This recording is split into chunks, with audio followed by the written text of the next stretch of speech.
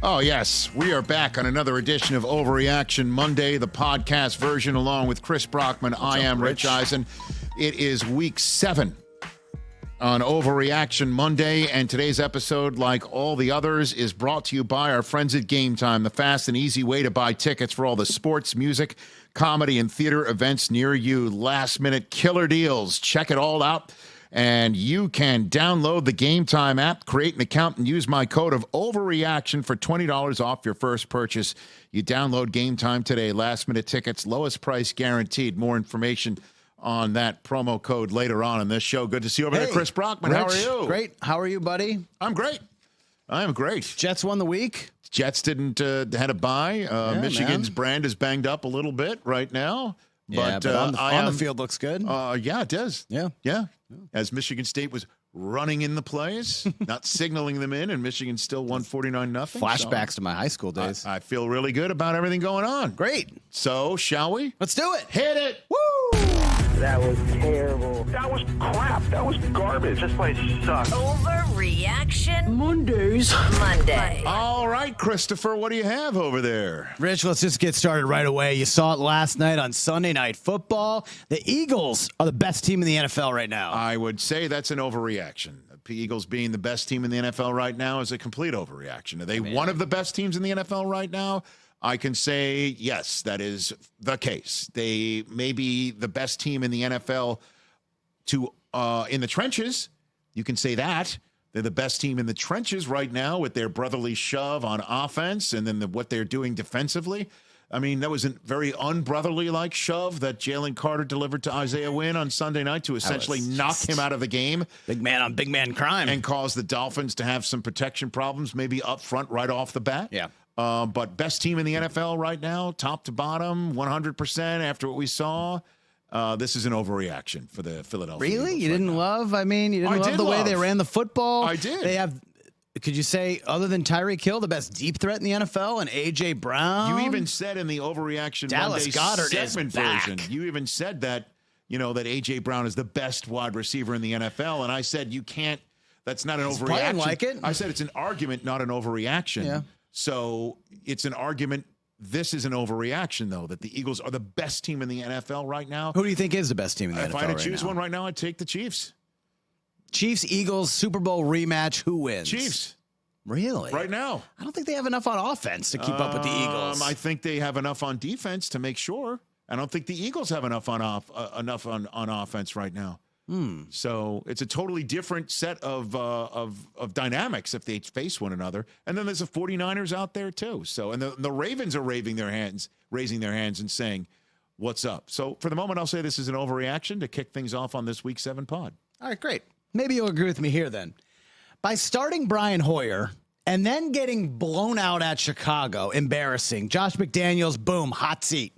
You're on it. Oh, I think he is officially on the hot seat. I would agree with that assessment. Yeah.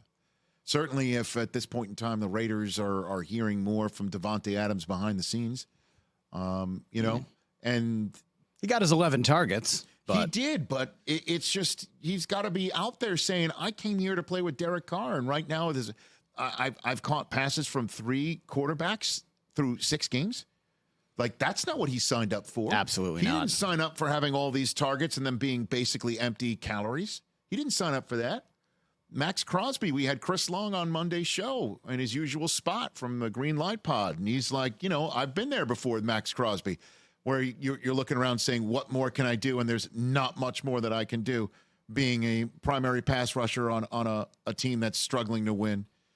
And then they got the Lions coming up next. The Lions got blown out. I'm sure you got something special for me on that front in this podcast.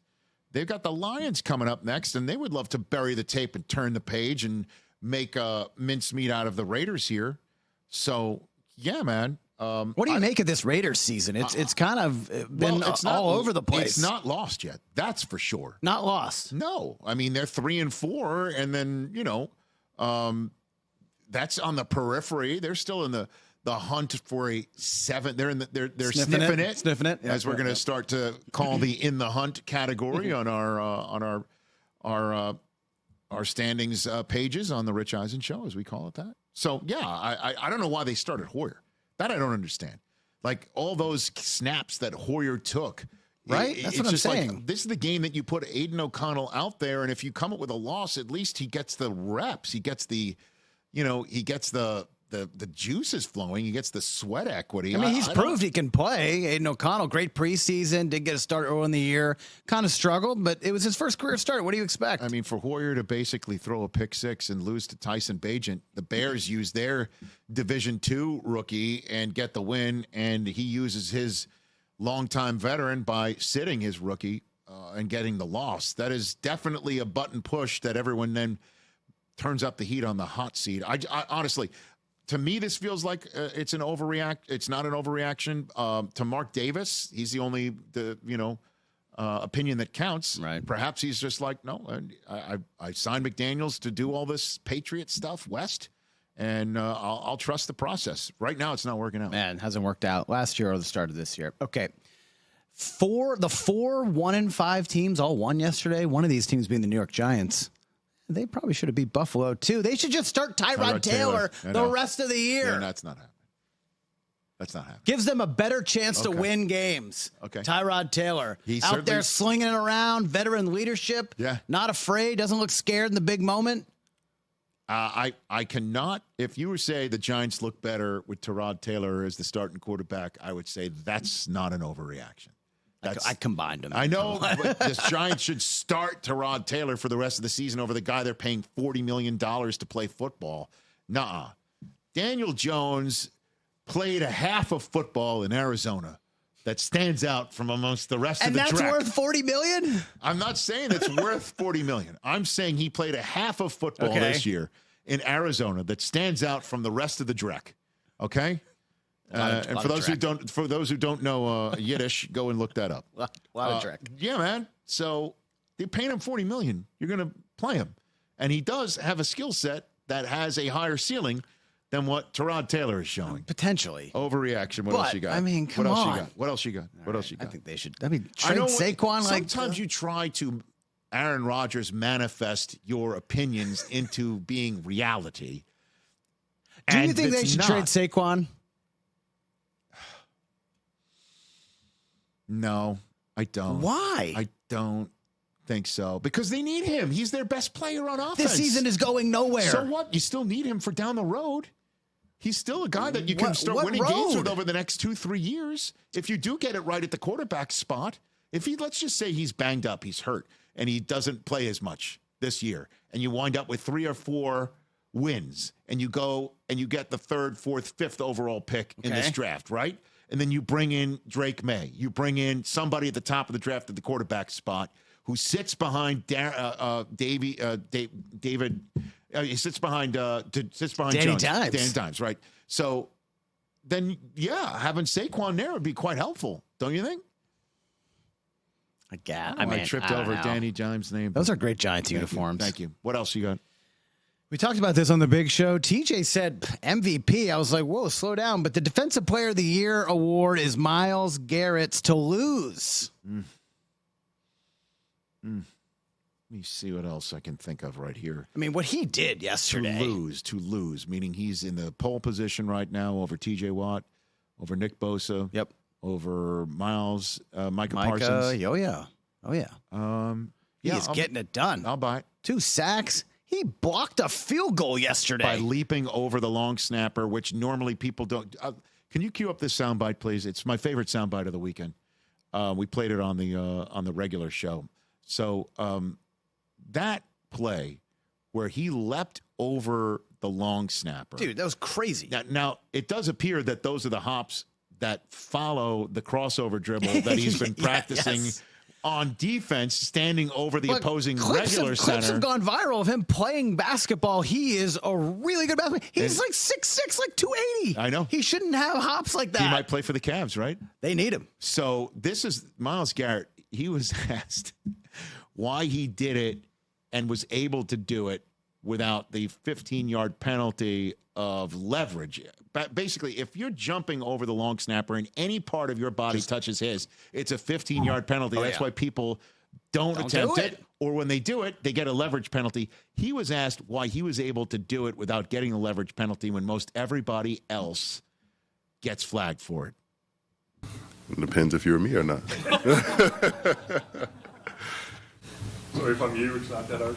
If you're me, it's another day at the office. And now somebody Another normally day at the says that. office. Nobody says that That's and can get away with it, except he can. It's just like, yeah, you're right. Like, oh, yeah, okay. So I'll agree with you. This is not an overreaction. It's his to lose. It's to lose. Okay. The only reason why I don't think people would buy it is because a defensive player of the year has to come from a playoff contending and team with a winning record. Okay. And their quarterback spot right now is too iffy for you to buy into the fact that he's in the pole position. It's got nothing to do with his play. I see. It's got to do with normally what a defensive player of the year winner has surrounding him in terms of a winning team, in terms of a winning record. And I know they're 4-2. I understand 4-2 I'm there. sounding Yeah. like Rich. What can they do other than win 4 of their first 6? So that's the only reason why I think people aren't buying in, but I'll buy into that as not an overreaction. Okay, last one before halftime. Yes, sir. You're going to love it. The Bills are missing the playoffs. Why would I love the it? Bills are missing the playoffs, Why would baby. I love that? Why would I love that? Because it's hot, it's spicy. You're going to say it's an overreaction, but watch the tape, people. What is going on with the Of course Bills? I'm going to say it's an overreaction. What is going on with the Bills? I don't know. That's the problem. No one can pinpoint it. You can't sit here and say Josh Allen's turning the ball over too much. You can't say Josh Allen is doing too much in the red zone. Thus, they're settling for 3. You can't sit here and say the defense has lost too many players because they are giving up too many points. They have lost too many players, but they're not giving up too many points. You know, you can't sit here and say it's because their special teams are terrible. They do, they're not perfect. It just happens they get a missed kick when everything else is working right. When everything else isn't working right, they have to settle for the good kick. And then sometimes the kick isn't there when they have to settle. Honestly, I don't know. I saw them in person in London, and I thought their first half troubles were because Matt Milano goes out, Daquan Jones goes out. Right. They're also jet lagged, and so the energy goes and dips down. And suddenly, they played well towards the end to try and maybe win that thing. And that loss to the Jaguars may come home to roost if they do win this division eventually, because don't forget, they have beaten Miami. So they have an opportunity to still make a run and not have Jacksonville put that tiebreak on the table to say, you've got to come to us in a divisional round or even a wild card round if it is something where they don't win the division. I have to sit here and say that the Bills are in trouble, but missing the playoffs entirely, you can't say that. I don't know. Throw up their schedule because it's really hard. Buffalo's next game is they're home for Tampa on a Thursday night. So that's coming up in just a few short days. And Tampa's offense, after winning 3 of their first 4, is falling off a cliff. Yep. All right. So, and they're the ones who are at home on a short week. They're at Cincinnati on a Sunday night. Now, that's a big one. But Cincinnati, as you know, hasn't been lighting any fires either. Yeah, the last couple games, though. I get it. They seem like they're getting their groove back. Home for Denver on a Monday night. Then they're home for the Jets, at Philadelphia, at Kansas City, home for Dallas. That is a 4-game stretch. That's a brutal stretch. But missing the playoffs entirely? Because what? Another team, multiple teams from the AFC North are going to make it, and the Jets leapfrogs them? Because that's the way that they don't make it. They don't win the division, and then a host of teams from the AFC North make it. Looks likely. Looks like they're going to get maybe 3. And then maybe the Jets start winning some games to put their tiebreak on the table against the Bills. I wanted to bring this up on the big show. We didn't have time. I didn't want to ruin your flow. But it's definitely an overreaction. However, Josh Allen, a little overrated? No, I think right now, again, I love Gabe Davis, right? But who else outside of Diggs is scaring you? Nobody. Dalton Kincaid finally had kind of a big game. But who else out of those guys scaring you? James Cook scaring you? Nobody. Latavius Murray, Not Damian really. Harris is hurt. Nope. Who Maybe else is they're a hurt? team that needs to make a big trade. That's what I was talking about on the show. Yeah. So we have reached halftime, and you can get tickets for Overreaction Monday, halftime through game time. Do you like that one? I love it. Game time. You do not have to worry about buying tickets to your next big event, and the frustrating ticket buying experience, poof, it's gone, because Game Time is the fast and easy way to buy tickets for all the sports, music, comedy, and theater events near you. I love this app. Everyone on the Rich Eisen Show uses this app. Del Tufo's gotten tickets to an event in Vegas through this app. You got recent hockey game tickets, I correct? did. Here in Los Recent Angeles. hockey tickets, You baby. sure did, with a house full of kids that have different tastes and allegiances to different music events and teams. I'll tell you what, for us in our household, Game Time is a perfect solution to find tickets to satisfy everyone in our house. Take the guesswork out of buying tickets right now, because you can find tickets everywhere you want. See the view from your from your seats, and also with all-in pricing, you can make sure you get to your full cost before you buy your ticket, so there's no hidden fees. Download the Game Time app, create an account, and use the code Overreaction for $20 off your first purchase. Again, restrictions do apply. Visit GameTime.co for terms. Again, create an account. Redeem the code OVERREACTION, 2 hours in Overreaction for $20 off. Download Game Time today. Last minute tickets, lowest price, guaranteed. Game Time also brings you What the Football with Susie Schuster and Amy Trask. Their next show is on Tuesday, every single day. On Tuesday, you can get that. Warren Sapp is the guest there. It's now time for the second half of this edition of Overreaction Monday. What do you have over there, Christopher? Second half, Rich. The other marquee game on Sunday, Lions, Ravens, beatdown. The Lions showed us who they really are on Sunday in Baltimore. No, they didn't. That's who the Lions are right there. That is not who they 38-6. Come on, man. They have been dynamic since the middle of last season. Dynamic. And had they won on Sunday against Baltimore, it would have given them 11 wins since week 12 last year, matching the Jacksonville Jaguars, by the way. But they lost in Baltimore in absolute embarrassing fashion, if you want to use that word. Disgrace is a favorite sports word. 28-0 before they got a first down. Sports shows, its favorite lexicon. No, it was, they were down 28-0. They gave up 4 touchdowns before they got their first down. They got totally blown out. With that coach and the way they had been playing, don't you think they would have been a little more amped up and ready to go? I would think that they would have given Baltimore a better game, of course. But these things, as we know, happen. You know, the Jets once lost 45-3 to New England. They buried the tape. They came back and beat them in the playoffs. Just a for example from our team's histories. Good one. So, you know, I will just chalk this up to it happens. You know, ish happens. And this team, I think, missed David Montgomery.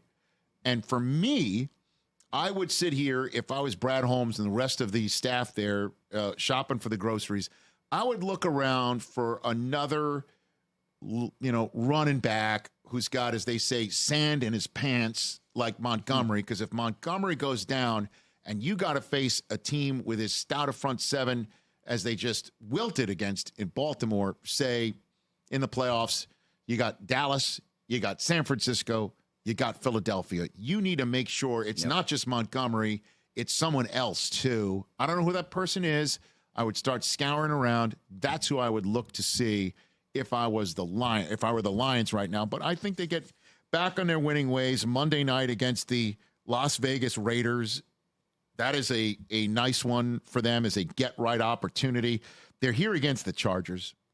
Let's see how that happens. You know, because I know the interesting thing about the Chargers is you can look at them as highly disappointing, but they're always used when you look at everybody else's schedule. That's a tough game because it's Justin Herbert, it's Keenan Allen, and it's Joey Bosa, and it's Khalil Mack, and it's Derwin James, except they keep losing those guys. Yep. 4 out of 6. So they should win that one. They're home for Chicago. There's Thanksgiving against Green Bay. They're at New Orleans. They're at Chicago again. Home for Denver. 2 games against Minnesota sandwiched around a trip to Dallas. The one thing about the Lions is, as you saw, they might not be as good on the road outdoors, although they just won in Tampa, and it wasn't that cold of a day. But they're kind of built for Baltimore. indoors. And every game I just said, with the exception of out Chicago, is indoors. Yeah. So I'm not concerned about them. They didn't really show us who they really are in Baltimore. Personally, I think they showed them who they really are in Tampa, and these things happen like they did to them in Baltimore. That's my 2 cents. Overreaction. What else you got? Other side of that game. Yes, sir. Ravens. Yeah. Look great. It's time to start taking them seriously as legit Super Bowl contenders. Yes, sir. Hell yeah. Hell yeah.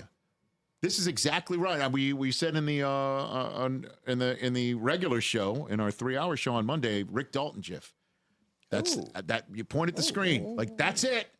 That Ravens offensive output where they ran it not as well as they threw it. And they threw it to a whole bunch of running backs and other receivers. Got everyone involved. Correct. And Lamar, extended plays and threw for touchdowns, and then extended some plays with his legs just to take your will every now and then. That's the Lamar Jackson they want to have out there, and also staying healthy and let the defense do the rest. They can keep Mahomes off the field. They can chase Mahomes around. They can bracket Kelsey and say, who else is going to beat us? They can do that, and their special teams, as we all know, is very special. That's for sure. That's not an overreaction. Saw a lot of Lamar MVP talk today on the drive-in. I think it's legit. It's legit. It's just he's not doing things like he did in his MVP season, which is running for 75 yards and then throwing bombs for 60. Like, he's not doing that. He's doing everything else in a much more controlled, if you will, schemed up manner. And I saw that in London too. And I saw the way he is. He's still himself. You know, we had fun chatting with him when he said that he bought his mom in London a Chanel bag, but he was going to return it because it was really expensive. And we kind of basically said, Lamar, right, you know, look at your bottom line. Yeah, it's funny. You know, you can throw the receipt out. Just give it to your mom. I mean, we didn't say, plus if she was your agent, she's kind of crushed it. She's kind of done the job, you know? Yeah. So, yeah, take him seriously. I agree. What else? Here's who we're not taking seriously. Uh-oh. The Chargers. Week 8, Sunday Night Football. How did this game not get flexed? Bears, Chargers. Brandon Staley coaching for his job on Sunday Night Football. I don't know if he's coaching for his job. I don't know. You just mentioned previously all the great players they have, all the talented players. We see it with our own eyes. They got tons of players in fantasy, defensive player of the year candidates. How do they lose these games? I don't know. Is Tyson Bagent going to come into SoFi and give Brandon Staley the pink slip? I'll tell you what, man. The first game in SoFi, remember, is Bears-Rams? And you remember how loud the Bears fans were? So loud. I think it's going to be another silent snap count night for Justin Herbert. With you. And if you're again, I just don't know if the Spanoses look around and say we're 2-5. And then what? Like it's interim head coach Kellen Moore? Well, Kellen Moore. Give Kellen Moore the rest of the season to audition for the job. I can't imagine they do that. I just can't. This guy's supposed to be a defensive coach. Why is Kelsey so wide open? Why are you playing zone against the Chiefs? If they didn't can him after that playoff game last year, then how do they turn around in the middle of this season through 7 games with 10 more to go, axe him for Kellen Moore or whomever 2-5, else? losing at home on national television to the Bears, who's playing a backup. I don't think he's coaching for his job. I think he's coaching maybe for the locker room. I don't know. But again, I shouldn't say that. I don't have any, firsthand knowledge inside of what's going on in that locker room, or if he's got people sort of looking aside at him. This one game against the Chiefs, the only thing was that kind of made you furrow your brow and go, what the hell's going on there, is the fact how wide open Kelsey was. Just wide open. There wasn't one of those fourth down strange things. We have 140 yards in the first half. I know your what's more likely is weird plays that are inexplicable for the Chargers, or Taylor Swift cutaways. And as predicted, Taylor Swift cutaways won in a blowout. So I'll just say this is an overreaction. Coaching for his job in week 8. I don't think that's the case. Fair. What's more likely? More likely their coach next year. Josh McDaniels, Brandon Staley. Oh. I don't know their contracts off the top of my head. I'll go Josh McDaniels, because I don't think the Raiders are gonna. They're all in. They're all in on the Patriots West thing, man. And in him you trust. I don't know. If I had to guess, I would go with that. Brady going to be part of it soon, right? We'll see. All right, let's finish up with 2 AFC East related teams here. Patriots fans should be more upset at the reported Belichick contract extension than the win on Sunday. And I know I was pretty upset at the win yesterday. More upset at the contract extension. What are we doing? If you want to use Overreaction Monday real estate, it's a good for topic, your psyche, it's a good I topic. would prefer to let me just pay for your sports psychologist. Yeah, you know what I mean. Let's just keep it. Let's just keep it. We might have to do at that home. soon. Keep that sports psychology psychosis off our podcast airwaves, because right now, this right at the bottom here, that Patriots fans should be more upset at the reported Belichick extension than the win over Buffalo, means I think you're in the extreme minority. Really? That you're upset that they beat the Bills. No way. Absolutely not. You 70,000 at Gillette yesterday. There's no way in the minority. 69% nice. We're mad at that. Way Come on. Off really? Base. Yes. Do you know any Pats fans who are glad they beat the Bills yesterday? I haven't spoken to the in-laws. How's Cooper doing? He's psyched. Why? Does he understand? He's 12, and he's got a better outlook than you do. He does. He's a 12-year-old, and you're a child. He does. He's a man compared to you. I feel like I'm the Godfather. Act like a man. Come on, you beat the Bills. You could have been 1-6. But the season is going still be nowhere. sitting at 299, and the Bills move on. And then you are crazy training for nothing in front of Rabel wearing a red jacket. Come on, man. You want the Bills to walk out of there staring into the abyss saying what's happening to our season. But I want a moral victory. I wanted us to fight. We played hard. Mac played well. Didn't turn the ball over. He made some throws. And then Josh Allen come back win. Okay, great. We played well. Here. We carry that a little bit. And then we go 3-14 and take someone else. Get out of here. Bill is there. And you are lucky to have Bill Belichick as part of your organization, sir. Now, if you want someone else shopping for the groceries, then you tell Bob Kraft to tell him that. But the fact that he's signed long-term, honestly, let Gerard Mayo Gerard Mayo learn more from the master here before he's ready to hand it off. Because at this point in time, that's a W. Let's go down to Miami and win another one. Fine, the win notwithstanding, how should fans react to that news of the extension? Well, if you think he's lost it, you should be upset. I don't think he's lost it. He's lost it as a talent evaluator and a picker of the groceries, though. Maybe you can make a very good case. There's no overreaction on that. Okay. But the fact that you're upset about beating the Bills. No, I said they should be more upset about the extension. Meaning that there's a certain level of upsetness. And one makes you more upset than the other, and neither should. Come on. Jet fan telling me not to be I upset. know, and I'm making sense. Come on. All right, last one. Yeah. Sunday Night Football. Yeah? We watched it. Yeah. The Dolphins are pretenders. Wow, you even threw out your notes. Pretenders, okay? Look, you have no use for the notes anymore? You just threw it over the table. No, I have the nugget that I want to say to you earlier. Okay, they have 5 wins, right? They're 5 wins. They had 5 wins. The teams that they beat had 5 wins. Yes. And then the 3 1-5 teams that they beat, not impressed, all won yesterday. So now it looks a little bit better that their 5 wins have 8. What are we doing? The Dolphins, come on. The Dolphins are flat out in the club of who have they really beaten. And I told you before, and I will tell you again, they beat the Chargers in week 1 when anything can happen. And everyone's like talking Justin Herbert is going to be MVP of the league. Yeah, absolutely. Okay, and they still went under those circumstances, they beat them. Okay, you're using the week 7 prism to denigrate their week 1 win. Well, based on what I've seen the Chargers do in the last 6. Week 2, New England came off of a near miss, your first moral victory this season that you wanted in week 7. You actually got in week 1 against Philadelphia, and then New England has them come into their house. It's their second straight road game to start the season, and they won both of them. It's tough to win 2 in a row, start the season on the road back-to-back, and they won both games, including a division game that's never easy to do to win in New England. But we've seen what the Broncos are. They're not very good. They're going to have a top 5 pick. So you put 70 on them. Carolina is going to have the worst record in the league. What they are, they've been punched in the mouth twice, and they lost both games. But you say the Bills stink, and they lost to the Bills. So that means the Bills stink now, not when they played the Dolphins earlier in the year. All right, it's a week-to-week league. I can only judge you on what you've done recently. Them all, as the rest of the Dolphins from 72 will tell you.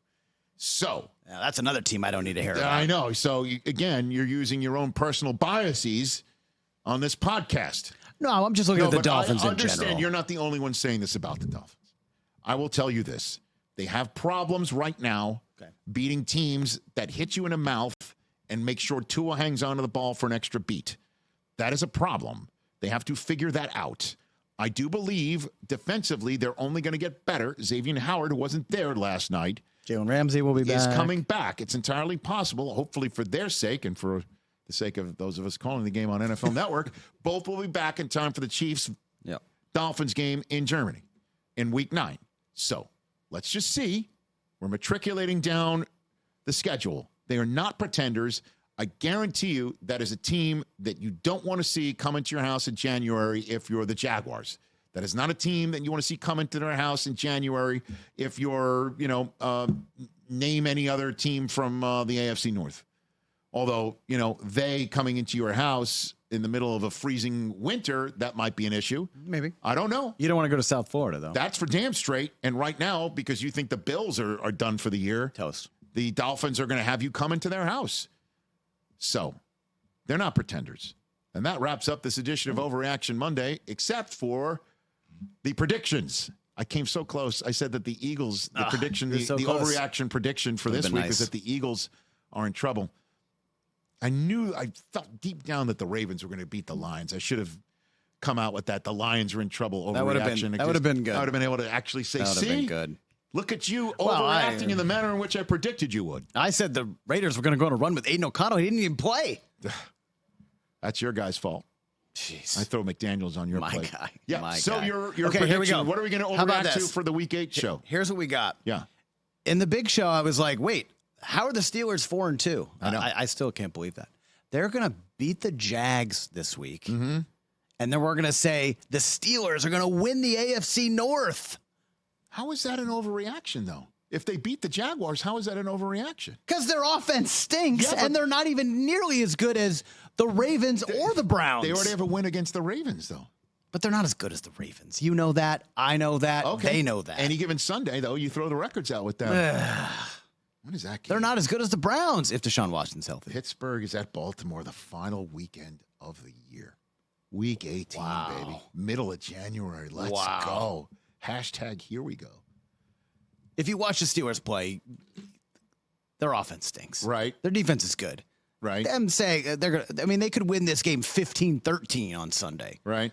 Steelers winning the North. I think it's a pretty big overreaction. Okay. Pop mine up there, Hoskins, to wrap up this edition of Overreaction Monday. Wow. The overreaction is the Rams season is over. I think the Dallas Cowboys Good one. Knocked the Rams around a little bit. Good one. It could be entirely possible that Sean McVay isn't even there. His wife is in labor. I think we're not in labor. She's ready due. to do any She's second due. now. McVay, might not be even part of the prep or whatever. It's could be a wild week for the Rams. Where was Cooper Kupp yesterday? 29 yards. I mean, the Steelers are a good defensive team, I know which is why yours is not they're an not good on. overreaction. They're not good on offense. They're terrible. Well, until the fourth quarter when it's Pickett time, right?